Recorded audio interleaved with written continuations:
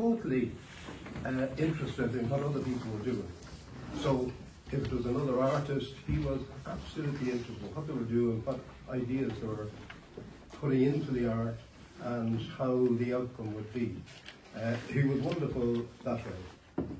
So his inspiration moves on and on and on, I'm sure, through generations, because when you learn something like this from a person like Fred, you can't but communicate it, you can't but pass it on. That's what I would advise everybody to do. If there's one thing you could say about looking at a piece of Fred's work, and the same thing, Finn has the same quality in his work, could be summed up in one word: beauty. So much art is now kind of subjective or made subjective. There's a great definition, I think, by a fellow, a critic that I admire, that says something is a work of art if you think it's a work of art. But you might be the only person in the world who thinks this is a work of art. So it's a good definition, because people will argue about art. But I don't think anybody can argue about the beauty of something like that, or any of the other pieces that you see around. Sheer beauty comes hitting you in the face.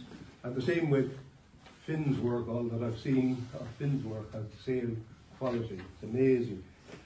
When I wrote the book, I wanted to show the scope of Fred's work, you know, because it's scattered all over the country, and unfortunately public art doesn't get the same attention. Well, it does. It's the most visible art around. Everybody sees it, everybody relates to it, and Fred loved it, you know, that everybody would pass a piece of art, but the artist is never kind of examined. This is a piece by Fred Conlon or John Deehan or whoever it was, or Eileen McDonough. But they relate to the art all right, you know. Now, I wanted to kind of drive home how much art he produced over his productive spell, and how scattered it is, so that people can identify it. If you're living in Tralee, you can go down to the local park and see the blacksmith. So I wanted to do that, but also wanted to go into show the ideas that Fred distilled into every piece of art. You know, that he never produced something without thinking deeply about it for weeks, maybe months beforehand. All of his works kind of manifest an idea that he started with, and that is something that I think I was able to capture in the book, showing where the inspiration for each piece came from and how he executed it. Now, I must mention somebody whose work for Fred, certainly who helped me enormously, was Anita Quilligan Watts. Anita helped Fred formulate his applications for works, commission work. And then when it was over, she had it beautifully archived. So when I was writing the book, all I had to go to the archive, and I was able to pull stuff out of it, photographs and all the rest. So I think it's an old you do hand claps at launches. It's kind of interesting. But before it's in, please give a big round of applause to Anita, because she was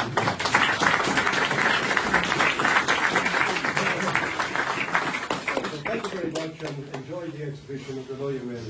And thank you, Martina, for mounting this exhibition.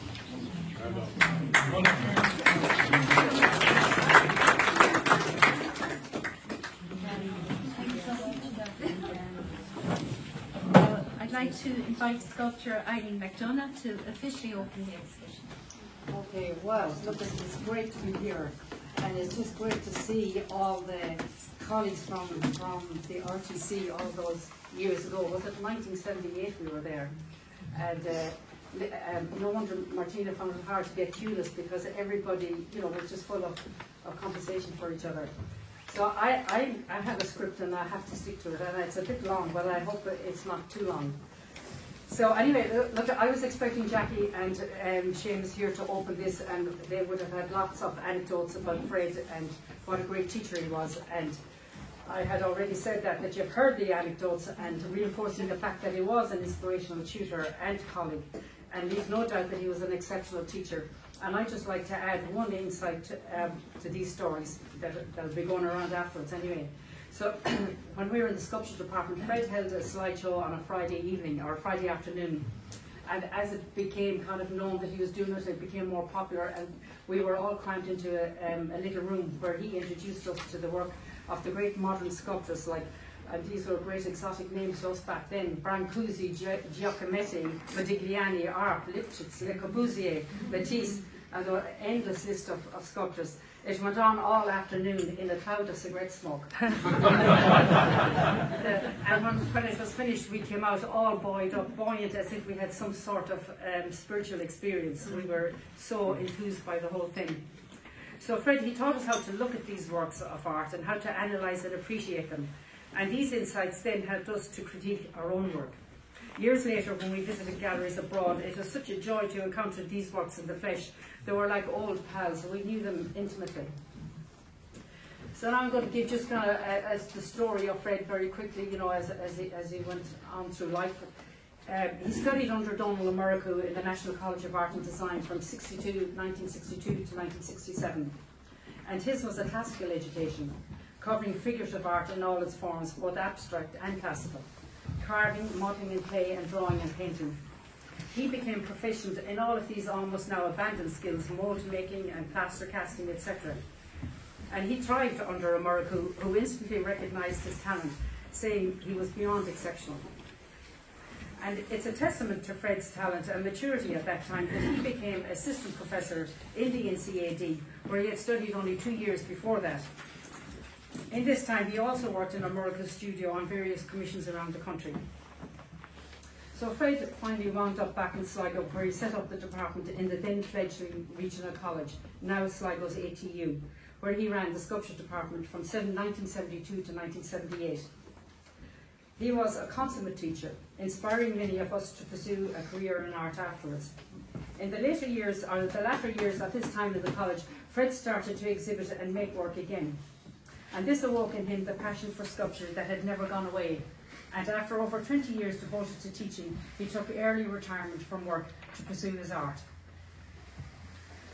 So Fred wasn't just a straightforward man. Fred, he was a husband, a father, a son. And on top of that, he possessed an artistic genius that added a layer of complexity to his life. That frustration, having this exceptional talent, and for many years not giving vent to it, was the underlying agony and ecstasy to his life. The agony of not outputting his creative talent. And it's not easy, and it's not an easy thing to face a blank page or a canvas and start expressing something from deep within, something non-existing, and give it life. But it is the most rewarding state when it's achieved. So this here is the exhibition Fred should have had in his lifetime. And it's appropriate now that it's happening here in Sligo in a gallery run by Martina Hamilton, who also studied under Fred. And Legacy 2 is a great title and an apt title for the show, as Fred hands the baton over to his son Finn, who is also exhibiting alongside his father. This is a celebration of Fred as an artist. It's an overview, and not by any means all of his work, but just an overview of Fred's artistic output from his college days right up to the end of his life. Many of the pieces here are studies and maquettes for larger public works. The pieces fall loosely into 3 categories, or at least I categorise them like that. There's the commissioned work, the symposium work, and then his own personal work. Now, I will speak to a sculpture from each of these categories and hopefully give an insight into the creative process behind them. Now, Fred taking early retirement from his job in 1987 coincided with the Percent for Art scheme that stipulated that all government building projects would put aside a percent of the cost of the project for the acquisition of a piece of art. This resulted in many opportunities for artists, especially for sculptors, who are amongst the most marginalised in the art sector. Fred secured many of these commissions. Most notable amongst them was his monument to Charles Stewart Parnell, erected in Avondale, the ancestral home of Parnell. No one was more qualified than Fred, with his classical training and understanding of the human figure, to take on this huge task. He felt the weight of this commission. To portray Parnell and convey his stature in Irish history, he chose to model him a larger-than-life-size figure. Everything was carefully considered. The pose, relaxed, comfortable, and yet authoritative. Parnell gazing into the future, standing on a solid plinth of Wicklow granite with his name deeply carved into it. The easier things, like the dress of the day, thoroughly researched, of course, and the practical things, like making an armature or a frame to support an 8-foot figure with an estimated weight of maybe 70 to 100 kilos of clay. It took several months to model, many friends dropping by to see the work and give Fred the encouragement he needed to keep going. It is a remarkable piece of work and worth anyone's time to visit. And the little model of it is on the stairs coming up. Or actually it's just behind the door there. It's the Yates that's on the stairs. So the next piece I choose was made during a sculpture symposium. And there isn't a picture of it here. I thought there might have been, but I want to include it because it's an important piece and an important whole kind of subject matter that Fred studied. So he was invited to a symposium in India in 1991, I think it was. And for those who mightn't be familiar with the symposium, it's an international event, and it's usually organised by sculptors to create opportunities for us to come together. We get a small remuneration and we leave behind the work in the place that the event was hosted.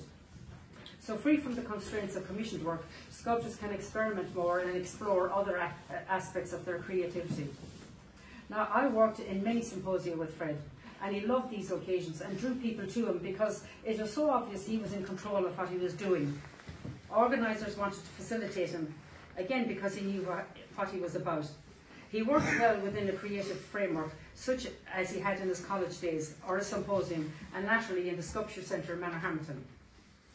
In this symposium, Fred delved further into the theme of the spiral, a topic that had long interested him. The sculpture itself is a sphere of granite, twisting and spiralling in two directions, creating a perfect sweep line where both converge.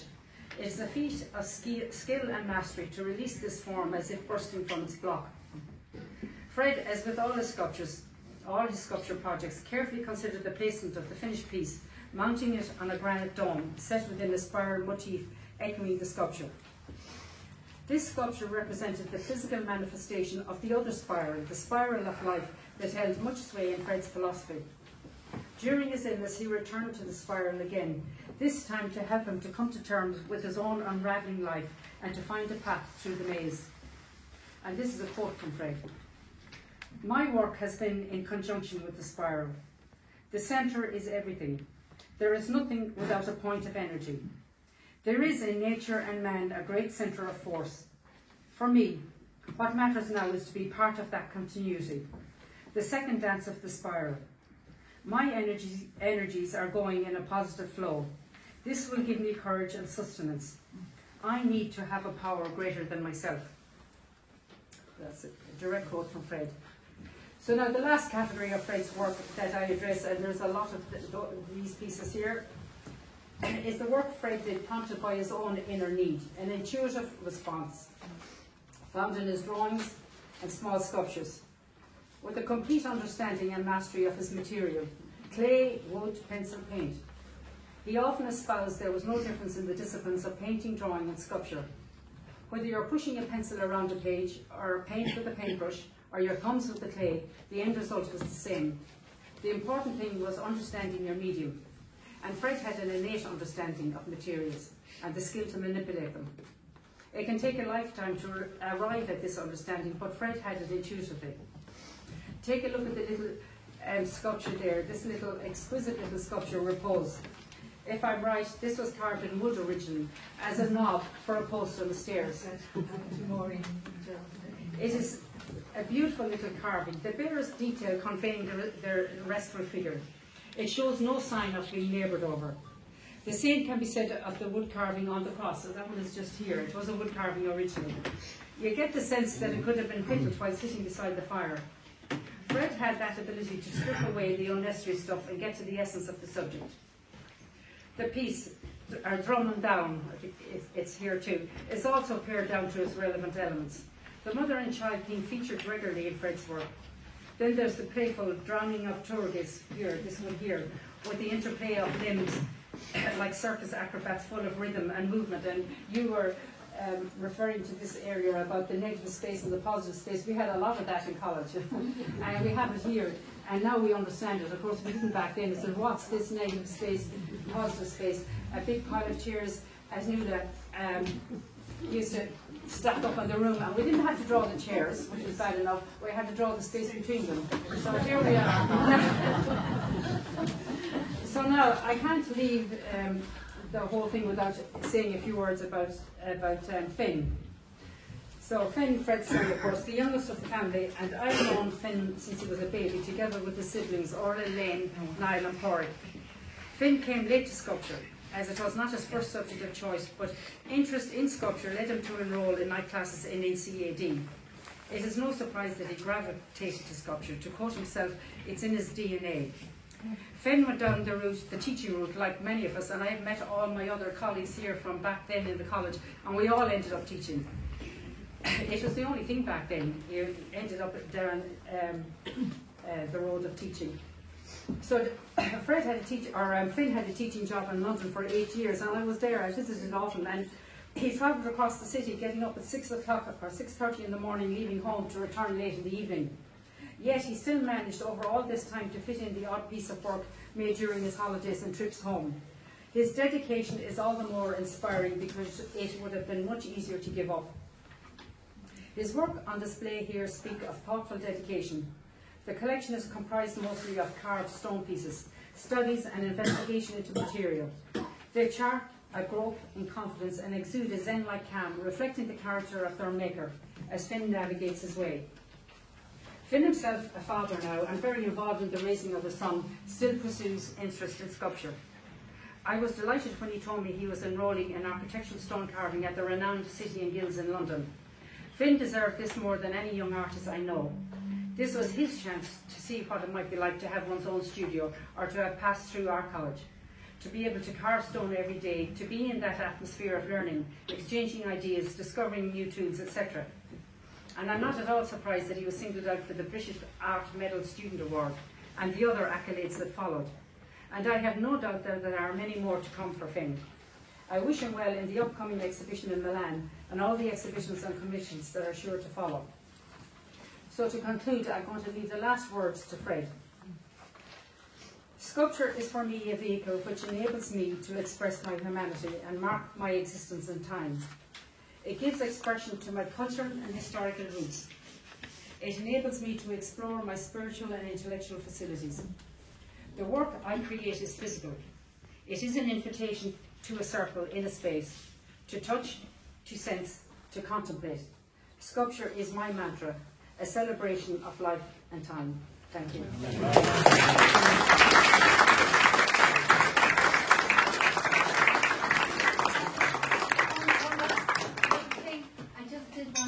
On behalf of Kathleen and Finn and all the Cowan families, thank you all for being here to share this very special opening.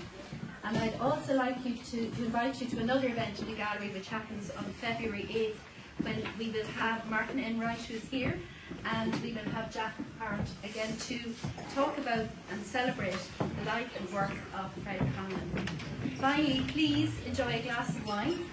And if you're extending the evening, I know that the family would love it if you go to Connolly's. So that's the plan, to continue the conversation with Connolly's. And so many of the students here haven't seen each other in donkey's years, so it's a lovely chance to renew friendships and make new connections. So thank you again. Thank you,